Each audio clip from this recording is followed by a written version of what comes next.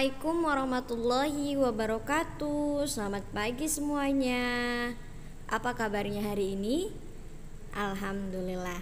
Sebelum kita memulai pelajaran, alangkah baiknya kita berdoa terlebih dahulu. Berdoa dimulai. Berdoa selesai. Pada pembelajaran kali ini kita akan belajar tematik 3F, subtema 3, pembelajaran 4, 5, dan 6. Nah, sekarang boleh dibuka bukunya pada halaman 114. Ayo amati. Maula, Manda, Edo, dan Maya bermain stik dan pita di halaman sekolah. Mereka berlomba membentangkan pitanya untuk diterpa angin. Perhatikan gambar berikut. Dapatkah pita membentang jika tidak ada angin yang berembus? Tulis jawabanmu pada kolom yang ada di buku kalian pada halaman 114. Ini aku tahu. Senam irama membutuhkan ketahanan fisik yang bagus serta kreativitas para pesenamnya untuk dipertandingkan. Koreografi senam irama merupakan suatu pertunjukan tersendiri yang bisa menghibur serta membuat kagum penontonnya. Pada senam ritmik dengan alat berupa pita, masing-masing atlet hanya diperbolehkan menggunakan sebuah pita yang dimainkan dengan berbagai jenis cara dan gaya seperti diputar dengan putaran besar, diputar dengan putaran kecil berpola, dilempar, dililit ke tubuh lalu dilepaskan kembali, dan sebagainya. Manfaat senam irama antara lain membuat tubuh atlet terjaga kesehatan dan kebugarannya. Senam irama juga bermanfaat bagi para penontonnya karena senam irama memberikan kesenangan tersendiri dan bahkan mampu menstimulus penonton untuk rajin berolahraga. Setelah kalian mendengarkan penjelasan dari Miss, kalian boleh mengerjakan tugas aktivitas individu pada halaman 115 sampai 116.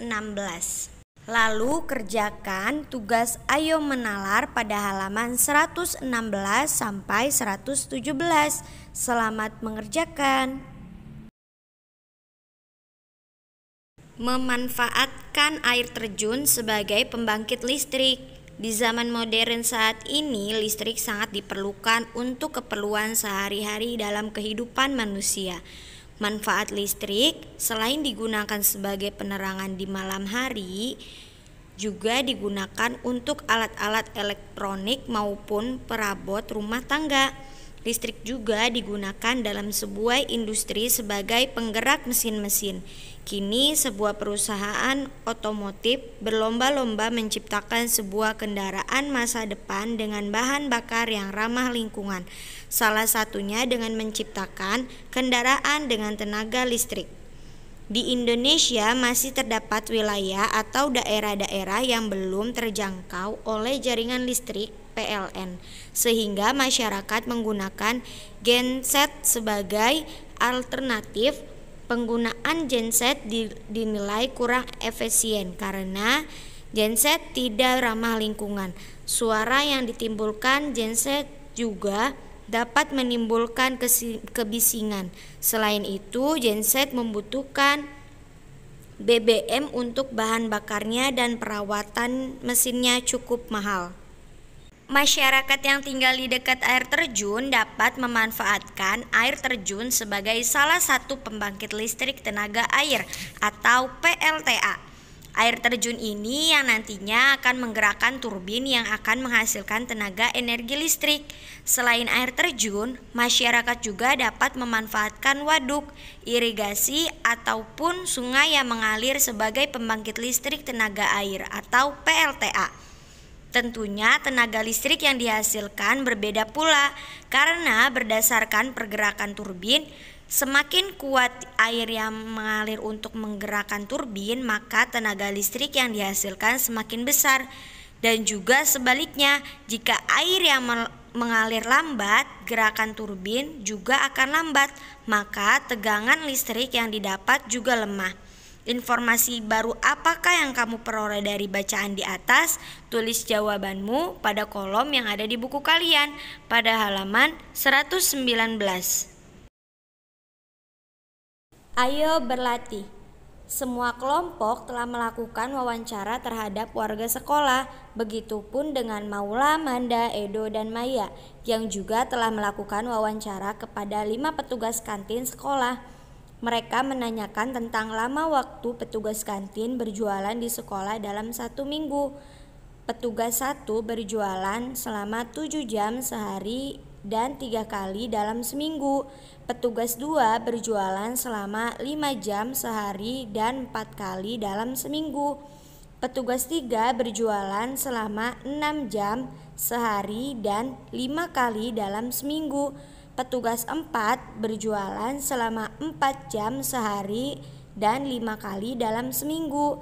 Petugas 5 berjualan selama 5 jam sehari dan 5 kali dalam seminggu. Tuliskan informasi di atas dalam bentuk tabel.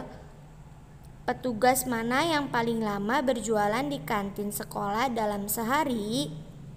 Jika 1 hari 24 jam, petugas mana yang memiliki jumlah waktu berjualan lebih dari hitungan sehari dalam 1 minggu? Penyelesaian. A. Tabel lama waktu berjualan petugas kantin sekolah. Perhatikan tabel berikut. B. Petugas yang paling lama berjualan di kantin sekolah dalam sehari adalah petugas 1, yaitu selama 7 jam. C. Petugas yang memiliki jumlah waktu berjualan lebih dari hitungan sehari dalam 1 minggu adalah petugas 3 dan petugas 5, karena lama waktu berjualan dalam 1 minggu petugas 3 dan petugas 5 berturut-turut adalah 30 jam dan 25 jam. Penyelesaiannya, 30 jam sama dengan 24 jam ditambah 6 jam. 1 hari ditambah 6 jam. Nah, lalu 25 jam sama dengan 24 jam ditambah 1 jam. 1 hari ditambah 1 jam. Itulah penyelesaian dari permasalahan di atas. Nah, sekarang kalian selesaikan permasalahan berikut yang ada di buku kalian pada halaman 122 sampai 123. Selamat mengerjakan. Energi alternatif briket.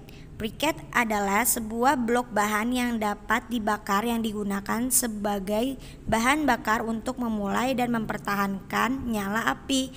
Briket juga paling umum digunakan adalah briket batu bara, briket arang, briket gambut, dan briket biomasa. Briket menjadi energi alternatif karena bahan baku briket mudah didapat. Misalnya briket biomasa yang mempunyai bahan baku dari limbah hasil pertanian. Penggunaan briket, terutama briket yang dihasilkan dari biomasa, dapat menggantikan penggunaan bahan bakar fosil. Briket dibuat dengan mengenakan dan mengeringkan campuran bahan menjadi blok yang keras. Metode ini umumnya digunakan untuk batu bara yang memiliki nilai kalori rendah atau serpihan batu bara agar memiliki tambahan nilai jual dan manfaat.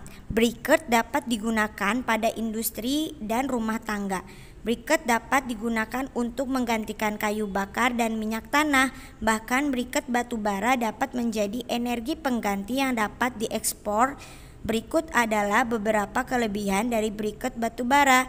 Yang pertama, menghemat bahan bakar. Yang kedua, daya tahan briket lebih lama. Yang ketiga, nyala bara lebih bersih. Yang keempat, tidak berbau dan berasap. Yang kelima, aman dan tidak meledak.